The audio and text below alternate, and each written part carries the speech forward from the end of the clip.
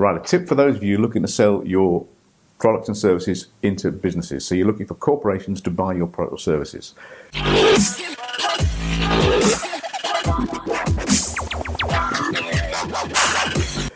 There is a criteria that most corporations have when it comes to actually looking for products or services, the things they need to do. And it's a 3-tier criteria. And it's must, should, or could. Must means they have to do it. So in other words, there is legislation, for example, that says you must do this training. If you don't do this training, we will prosecute you. So if you're in the must category, if you're providing something they must do, then you're in a much better place to be offered, a chance to either have the business or to tender for the business, because they have to do it. And if they have to do it, the only issue then is around the contractual issues around price and the various other logistics that go into that. So if you're offering a product they must have, that's absolutely great. Should is more to do with CPD work, so their continual professional development. Now, that doesn't mean they'll be prosecuted if they don't do it, but it does mean that they might not be able to hold their accreditation with certain, say, accrediting bodies if they don't do their CPD. Now, CPD, if you like, or should stuff, is not as important as the must stuff, but most companies like to do it because it promotes best practice. So if you've got something within the realms that they must do it, and you're promoting best practice because they should do it that way, then you've got a little bit of room in there to maneuver, to negotiate about how you would give them best practice within something they have to have.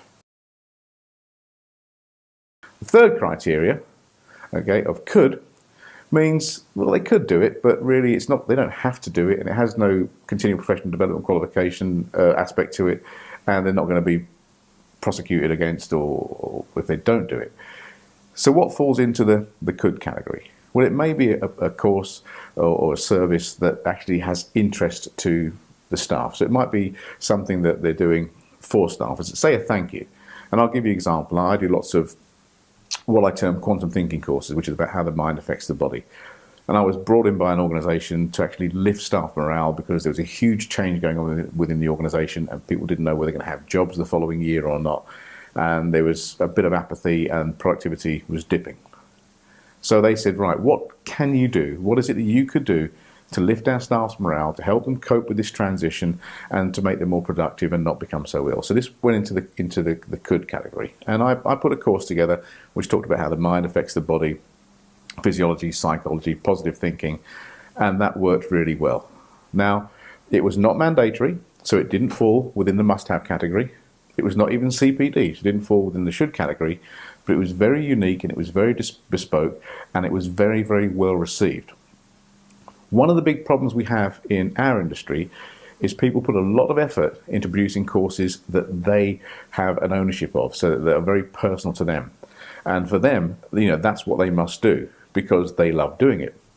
But for an organisation, putting yourself in the customer's point of view, it probably falls in the could category. And if it's in the could category, unless it is specifically bespoke and there is a direct or indirect monetary gain or some other gain from doing it, it's probably going to be hard work to sell it.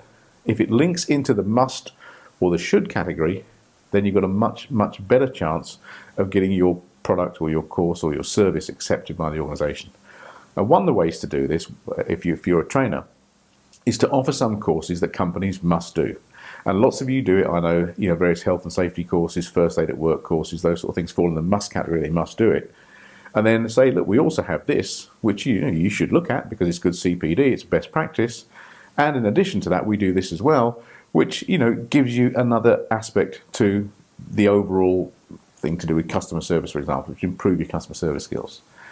But bear in mind, if you talk to organisations and you're trying to sell something that you think they could do, but it's not in the must category, then they'll be looking at it from a different perspective. And another thing to bear in mind here as well is when you're dealing with organisations, particularly with large organisations, don't forget that you're actually dealing with people. It's really important to remember that, not the organisation, dealing with people. And the person you are dealing with is someone who is employed, who is on a salary.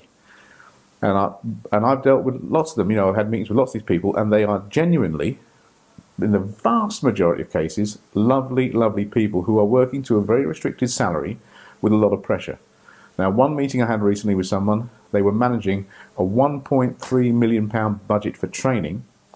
Their salary was less than £30,000 a year, and they were their job, if you like, was to go and find training providers to negotiate contracts of anywhere from £20,000 up to £250,000 in contractual value. And they're sat there with a salary of under £30,000 a year with a lot of responsibility, trying to balance these numbers and get the best deal for their organisation.